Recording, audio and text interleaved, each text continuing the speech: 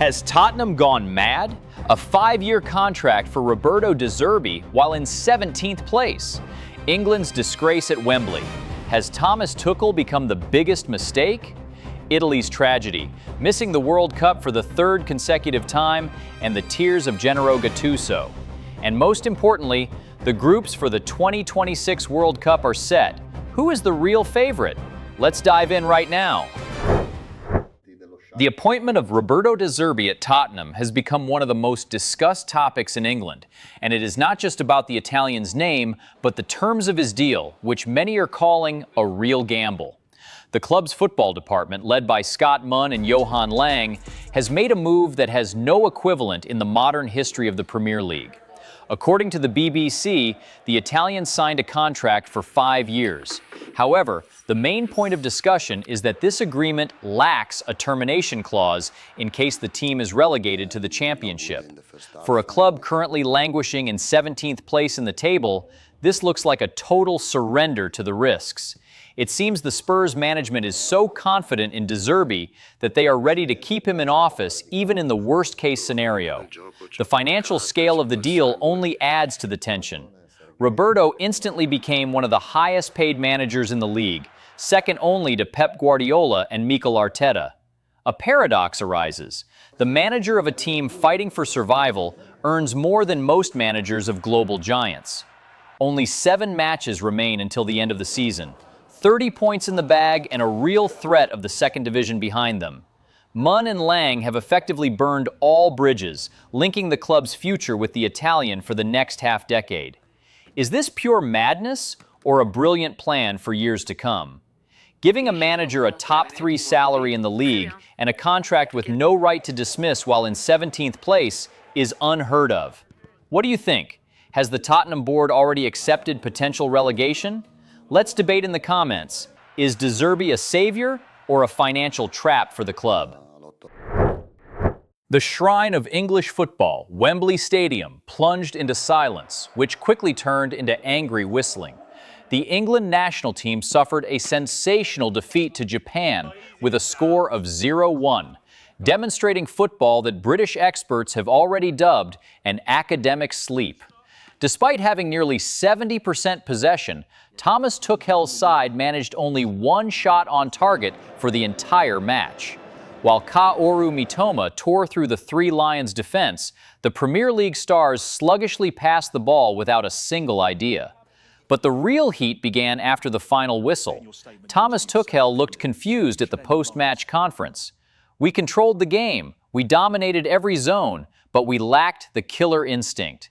It was possession for the sake of possession, and I take responsibility for the fact that we could not break this block." However, the atmosphere in the locker room was much heavier. Phil Foden did not hide his disappointment. "This is simply not good enough. Playing at Wembley with 1 shot on target is embarrassing. We have to apologize to the fans. We had the ball the whole game, but what's the point if we don't know how to score?" The most criticism went to Morgan Rogers, who in the 90th minute fired the ball into the clouds from 5 meters. Social media literally exploded with anger. Fans are asking directly, is this the football England is going to conquer the 2026 World Cup with? Tuchel promised dominance, but so far Wembley has seen only toothless inertia.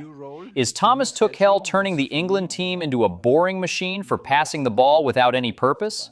Only 1 shot on target at Wembley is a national disgrace. Should we panic before the World Cup right now, or was this just a meaningless friendly? Your opinion is important to us. Is Tuchel the savior, or did England make a huge mistake by appointing him? Let's have a real battle in the comments. The football world is in a state of absolute shock. The Italy national team will officially miss a 3rd consecutive World Cup. It is incredible, but the nation that has lifted the World Cup 4 times will not go to the tournament for the 3rd time in the last 12 years. For the Azzurri, this is not just a mistake, it is the real death of national pride. The team's head coach, the legendary Gennaro Gattuso, came out to the press with eyes full of pain. Instead of excuses and tactical analysis, the world saw a broken man who did not hold back his emotions. "I want to apologize to all Italy fans, to our country. I failed. I could not lead us where we should be. Will I stay in office? Right now, it doesn't matter at all. I don't care about my future at this moment. It just hurts so much, Gattuso stated, barely holding back tears. These words give you chills. A coach who has always been a symbol of unbreakable will and struggle admitted total surrender today. The entire football world is discussing only one thing. How did the once invincible Italian machine turn into a team that has been unable to pass qualification for over 10 years in a row? This is a disaster that will change Italian football forever. Can Italy still be considered a top national team in the world after such a shameful record? Missing the tournament 3 times in a row, is it a coincidence or official proof that Italian football is dead? What do you think? Should Gattuso get a chance to fix the situation, or should he leave immediately along with the entire federation leadership? The draw is complete, and now we have a clear picture of the battle of the 48 best teams on the planet. While fans are packing their bags for North America, analysts have already calculated the main contenders for the throne. According to the official FIFA rankings, France and Argentina continue to lead the list of the strongest. However, bookmakers and experts are highlighting a special trio this time. The England national team is considered the main favorite. Their squad is valued as the most expensive in the world. Next to them is the majestic Spain. The current champions of Europe are now demonstrating perhaps the most perfect football on the planet, and many believe that the Red Fury will be able to unite the titles. But if you are looking for real power, look at Germany. Julian Nagelsmann's team has gained incredible momentum, securing 7 consecutive victories. This is no longer the confused collective of past years, but a real steel mechanism. Also, do not forget about Brazil, which after a series of humiliations seeks to finally return the gold to South America. Who will be the dark horse? After the incredible victory over England at Wembley, the eyes of the whole world are on Japan. Their discipline and speed can create problems for any giant. It is also worth looking at the hosts, the United States of America. A star-studded squad and the insane support of the homestands can take the Yanks very far. My personal prediction?